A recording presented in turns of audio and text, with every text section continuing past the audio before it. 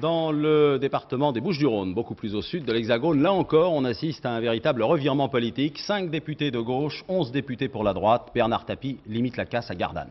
Le ministre de la Ville est élu dans la 10e circonscription des Bouches-du-Rhône, dans une triangulaire avec la droite et le Front National. Reportage de Patrice Velay et Jean-François Giorgetti. Président, il faudra attendre, mais pour l'heure, Bernard Tapie est député. Victoire serrée, mais victoire tout de même, malgré un mauvais report communiste. Victoire douce amère. Tapie découvre l'opposition.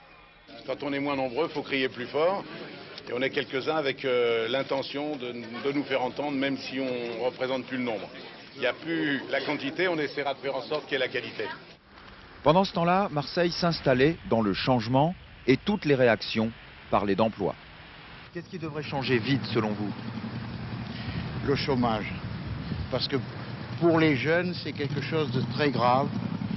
Ça les mène à des situations désespérées. Essayer de diminuer un peu le chômage. C'est pas évident, mais puis avec ça, on aura un peu l'agressivité qui va diminuer, on va pouvoir un peu se supporter les uns les autres.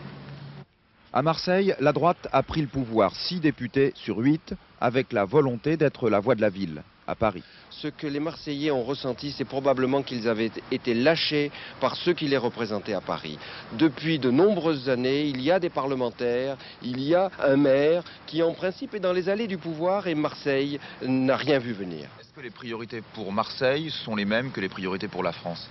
Ce sont les mêmes priorités que pour la France, mais elles sont encore plus urgentes car tous les problèmes nationaux sont ici aggravés.